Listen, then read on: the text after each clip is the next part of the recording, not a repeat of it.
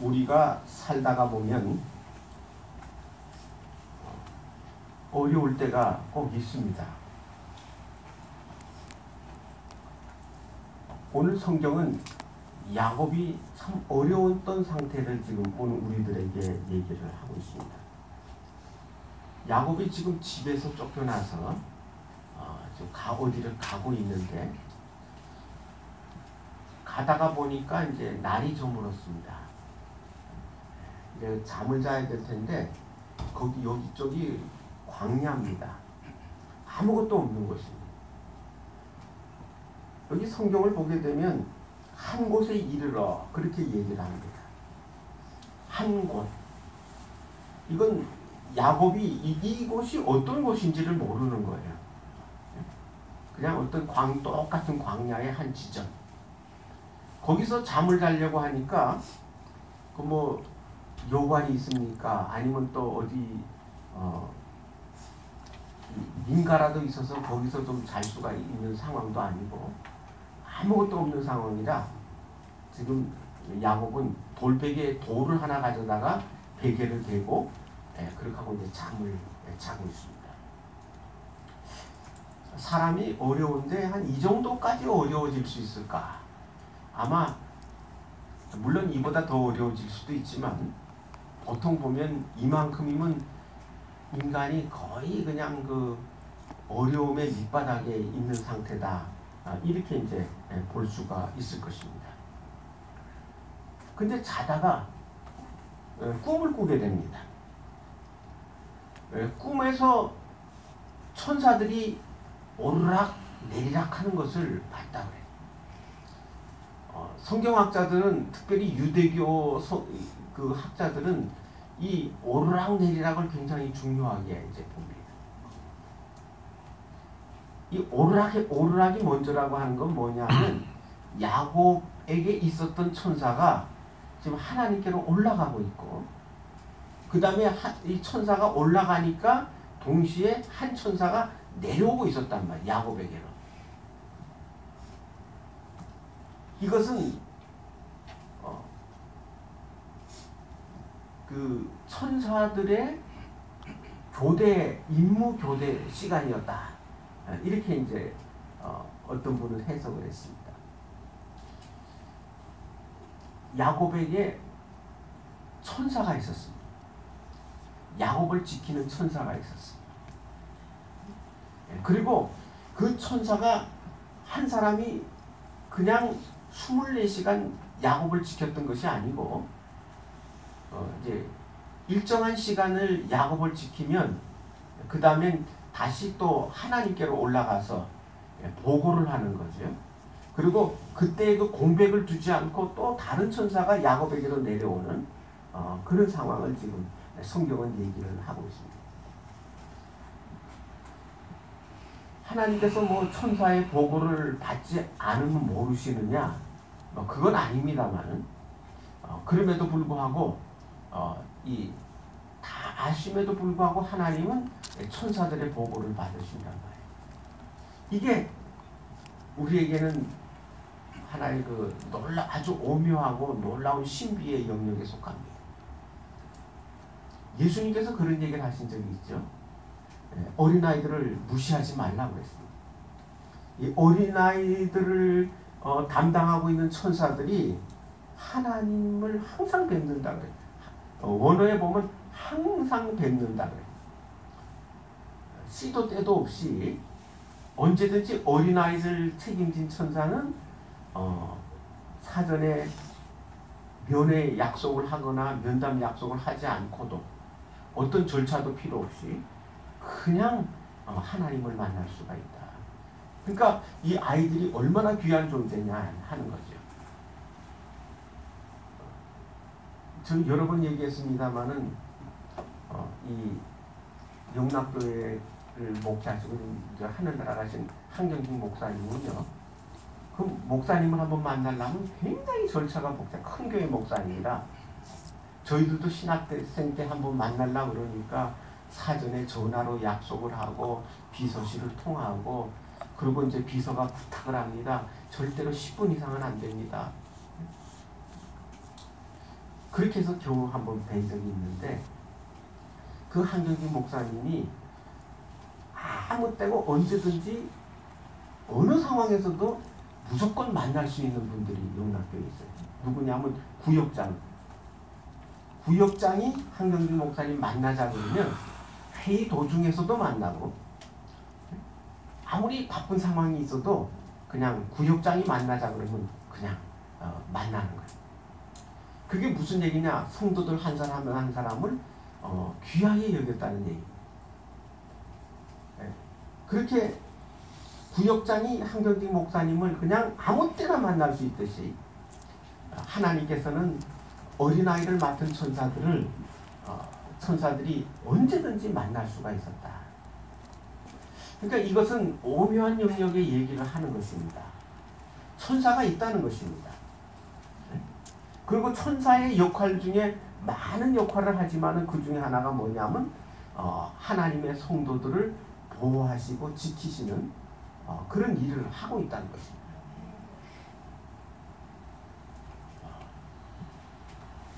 그리고 그 야곱의 천사를 보면은 한 명이 담당하는 게 아닌 것 같아요.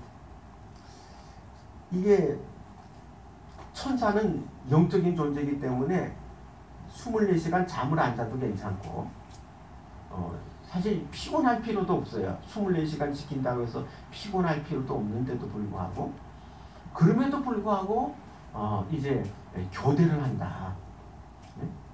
이것은 하나님께서 하나님의 천사를 보낼 때 얼마나 그 사람을 소중하게 여기는지 하는 것을 우리가 알 수가 있습니다. 근데 사닥다리가 놓였다 그래요. 원어로는 계단이라 그러는데 사실 저는 참 궁금했습니다. 뭐냐면 아니 천사들이 사닥다리가 없으면 못 올라가나 못 내려오나. 예, 사닥다리 필요 없어요. 천사들은 물리적인 제약을 받는 존재들이 아니기 때문에 사닥다리 없이도 얼마든지 올라갔다 내려갔다 하는 거예요. 근데 야곱의 꿈에는 사닥다리가 보인 거예요. 이것은 무엇을 얘기하는가 하면 우리 꿈이라고 하는 것은 항상 100% 이 영적인 의미만 우리에게 전달하는 게 아니에요.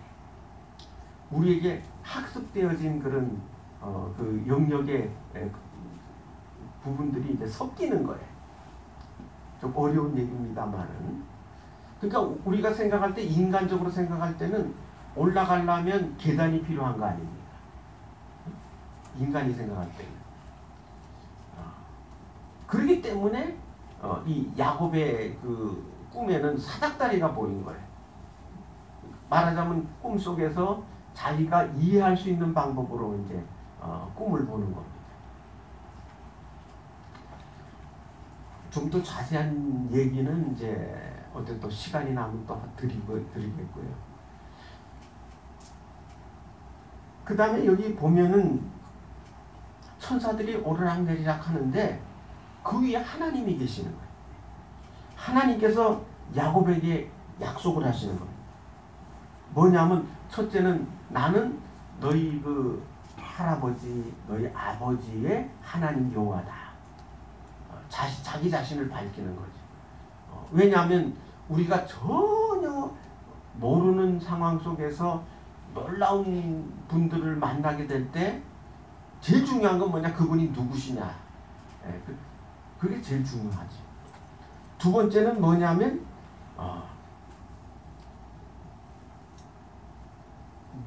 이때 너에게 축복을 하는데 여기 내가 누워있는 이 땅을 너와 내 자손에게 줄 것이며 내 자손이 여기서 동서남북으로 한없이 퍼져나갈 것이며 그 다음에 내가 너를 지키는데 네가 지금 떠나서 고향을 떠났는데 지금부터 그다음 네가 돌아올 때까지 너를 떠나지 않겠다. 항상 너와 함께 하겠다.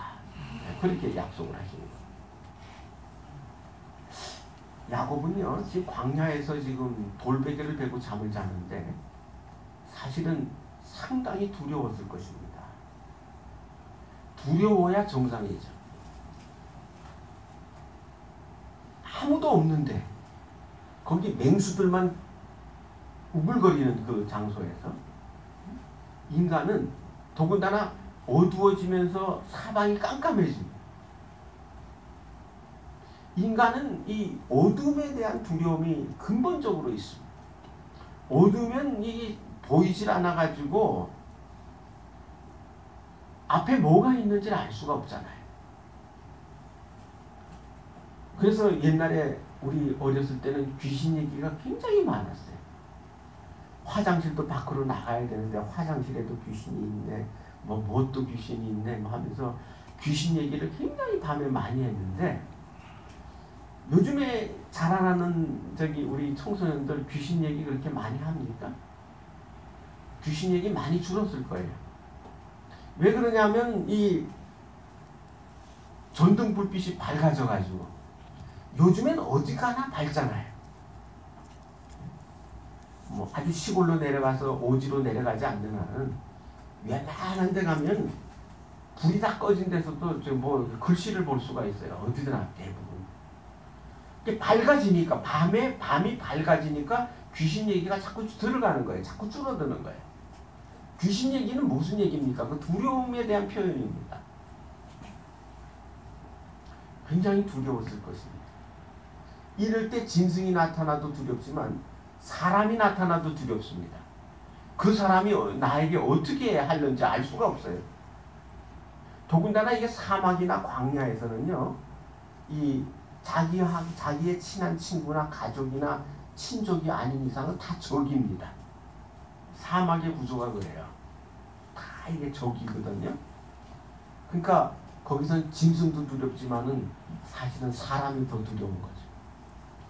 이런 두려움 속에 쌓여있는 야곱에게 하나님께서는 내가 너와 함께 있고 너희 천사들이 너를 지키고 있고 그 다음에 내가 너와 함께 있고 언제까지나 너와 함께 있을 것이다.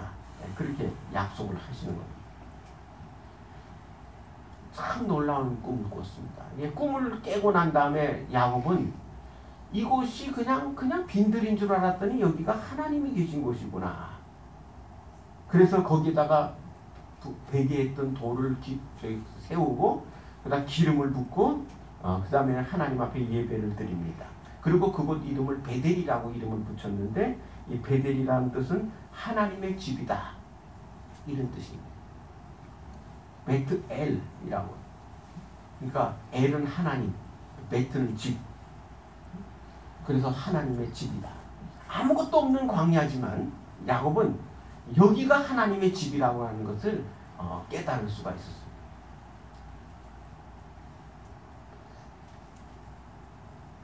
오늘 이 꿈은 야곱이 간절하게 원해서 꾸어진 것이 아닙니다. 지금 야곱은 하나님에 대한 생각을 하고 있지 않는 사람이었어요. 그때. 그 야곱은 어떤 사람이냐? 능력이 굉장히 많은 사람입니다. 특별히 사업의 능력이 출중한 사람입니다. 또 이제 매력이 있는 것은 뭐냐면 사랑이 뭔지를 아는 사람이에요. 자기 사랑하는 사람을 위해서 7년 머슴살이를 할 수 있을 정도로 그렇게 사랑이 뭔지를 알고 사랑에 집념을 가진 남자입니다. 그는 머리가 비상했어요. 머리가 비상해서 다른 사람들이 못 보는 것을 볼 수 있는 능력이 있는 거죠. 뻔한 건데 다 똑같은 건데 다른 사람은 못 봐요. 야곱이 보면 보이는 거예요. 마치 그 정주영 회장이 조선소를 지을 때 돈이 한 푼 있습니까? 아무것도 없는 상태에서 조선소를 지으려고 그럽니다. 첫째는 돈을 꿔달라고 그러니까 돈을 안 꿔줘가지고 우여곡절 끝에 어떤 유력한 사람을 만나서 보증서를 하나 받아가지고 은행에 가니까 돈을 꿔주겠는데 조건이 있다. 뭐냐면 배를 갖다가 배를 지어가지고 팔기로 약속하는 그 계약서가 있어야 된다는 거예요. 배를 갖다가 지을 때, 배를 지을 때 그 배를 누가 사겠다고 하는 계약서가 있어야 돼요. 아니 지금 아무것도 없어요. 지금. 근데 계약서가 필요하고 그래야만 돈을 준다고 그래. 그래서 이분이 이제 그 당시에 그리스의 가장 유력한 선박왕 오나시스와 필적하는 그런 선박왕을 찾아가 가지고 뭐라고 요구를 했냐면은 당신이 돈을 주면 그 다음에 내가 조선소를 짓고 배를 만들어 가지고 당신한테 배를 갖다가 인계하겠다. 하여튼 긴 얘기를 못해요. 여러분들이 좀 조금만 찾아보시면 다 알아요. 근데 아무것도 없는 사람이 뭐냐면 거북선 하나 이제 그것도 조그맣게 들어가 있는 동전 하나 들고 가가지고 우리는 당신네들보다도 훨씬 오래전에 철갑선을 지은 민족이다. 이렇게 저력이 있는 민족이다. 그렇게 얘기하면서 아무것도 없는 것에서 그냥 그러니까 배를 만들어 줄게 그것도 아니고 돈을 당신이 주시면 우리가 공장을 짓고 조선선을 짓고 배를 만들어서 주겠다. 어떻게 그렇게 해서 이제 계약을 성사시켜가지고 조선소가 시작돼서 우리 한국의 조선업, 세계 제1의 조선업이 그때 시작이 된 겁니다. 이거는 보통 사람들이 할 수 있는 건 아니에요. 그거를 보는 특별한 눈이 있고 그걸 보는 특별한 능력이 있어야 됩니다. 무슨 얘기가 뭐냐면 미군 부대에서 겨울인데 한겨울인데 잔디를 좀 깔아달라고. 미군들은 항상 보면은 이 빈 곳을 맨 땅으로 두지 않고 잔디를 깔거든. 한겨울인데 잔디를 깔아달라는 거야. 거기서 자기네들 무슨 의식을 한다. 우리가 이 북쪽에는요 잔디가 겨울에 누렇게 죽진 않지만 누렇게 변하거든요. 파란 잔디를 원한다. 그러니까 이분이 뭘 생각했냐면 보리밭에 이삭이 돕고 있는 보리밭에 보리를 전부 떠다가 거기다 그냥 심은 거예요. 하여튼간에 파란 잔디하고 거의 비슷하니까. 그 다음에 일 끝난 다음에 걷어가면 되니까. 예, 그 잔디 대신에 보리 싹을 이용할 건 아무도 그건 생각할 수 없는 거예요. 그러니까 이것이 타고나야 되겠지만 어떻게 보면은 하나님께서 우리가 그것이 보이도록 해달라고 기도해야 될 필요가 있을지도 몰라요. 그렇게 기도를 해야 돼요. 네, 제 마누라가 뭐 좀 가져오세요. 제가 어디 있는데 거기 어디 있다고 그래. 가서 앞만 봐도 안 보여요.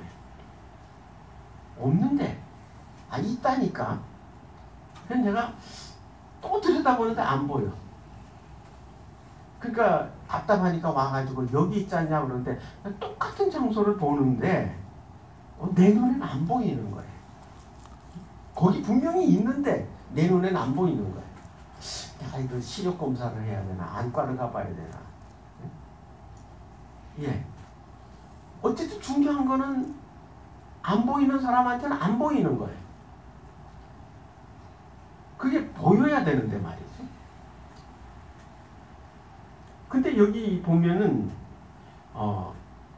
야곱에게 있어서의 그 능력은 뭐냐면 무엇보다도 이런 강력한 능력을 가졌음에도 불구하고 가장 중요한 건 뭐냐면 철저하게 현실을 볼 줄 아는 사람이야. 그러니까 우리가 꿈을 가지고 현실은 못 봐가지고 그런 사람들이 골치 아파요. 뭐냐면 내가 100억을 벌겠다 그랬는데 지금 현실은 없어. 아무것도 없어. 꿈만 가지고 있어. 그런 사람은 좀 골치 아픕니다.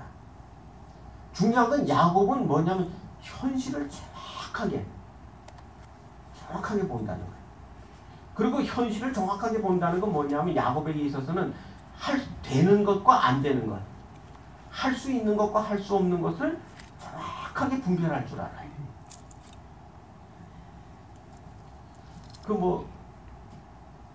동생으로 태어났잖아요. 죽었다 깨어나도 맏아들이 될 수는 없어요.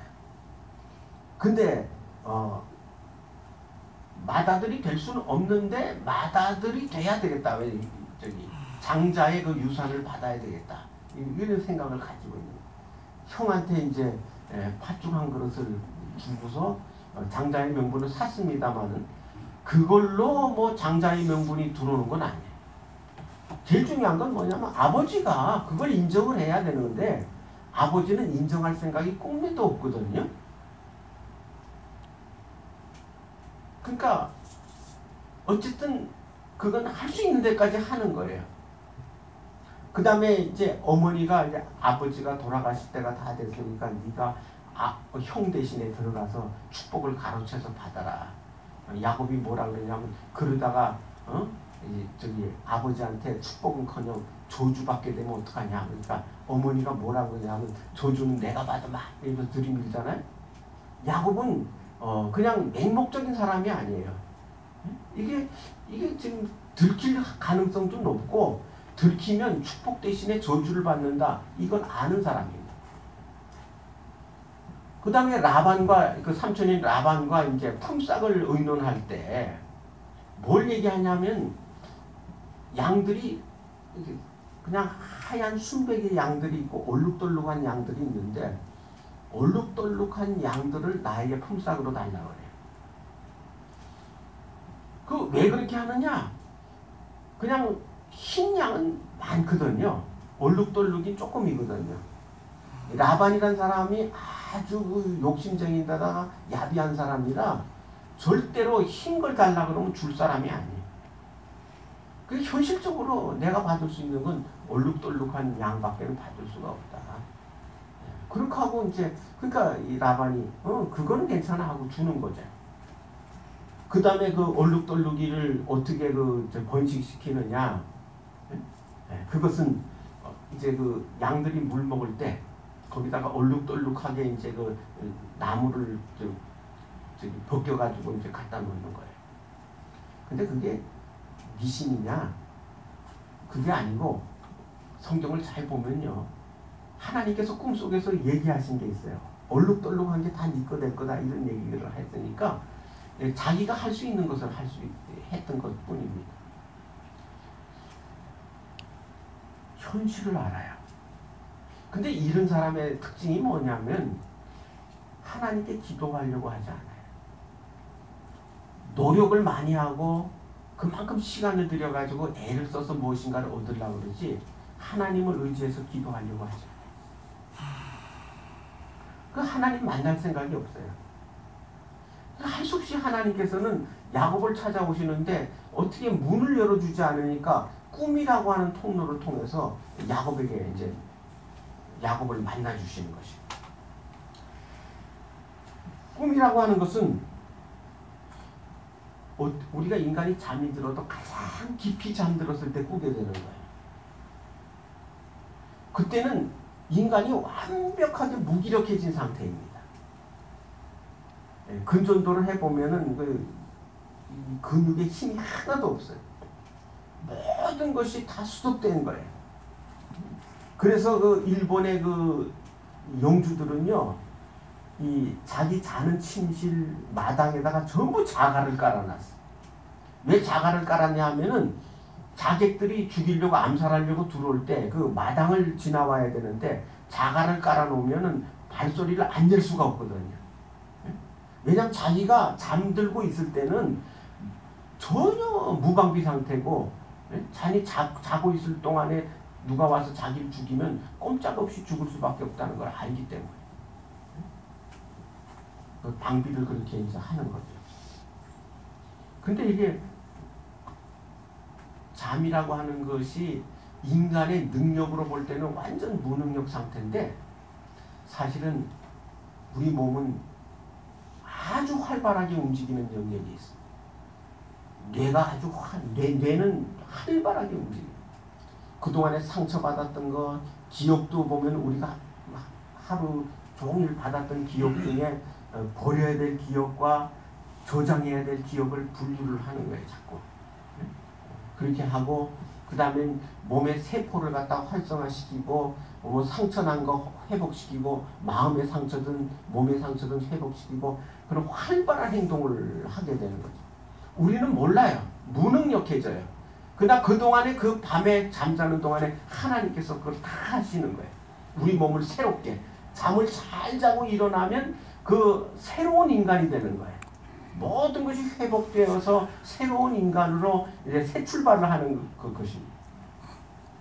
그러니까 보통 현대인들은 뭐냐면 잠자는 시간을 줄여가지고 일을 하려고 그러고 그 다음에 잠자는 시간을 줄여가지고 놀려고 그러는데 그것처럼 어리석은 게 없어요. 성경적으로 보면 그것처럼 어리석은 게 없어요.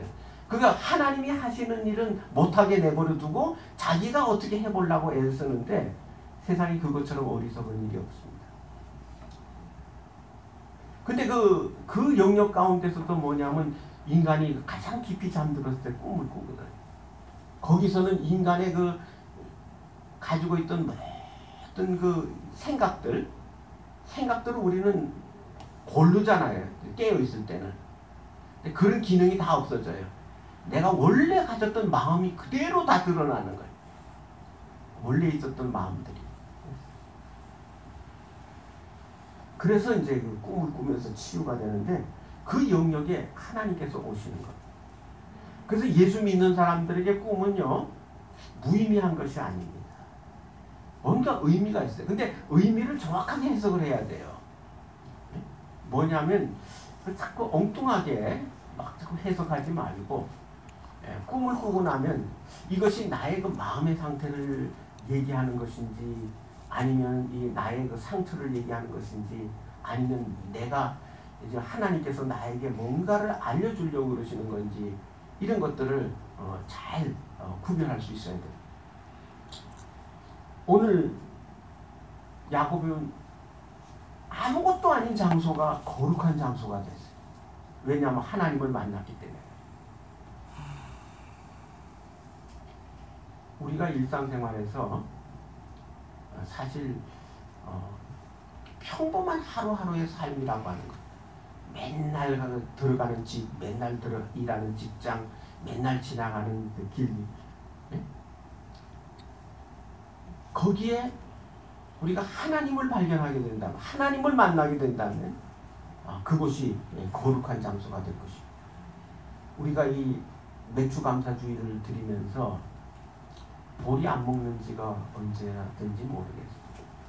저는 어떤 집에 가면 식사를 보리밥을 드릴까요? 쌀밥을 드릴까요? 보리밥 주세요. 그래서 먹는데 맛있어요. 제가 얘기를 했어요.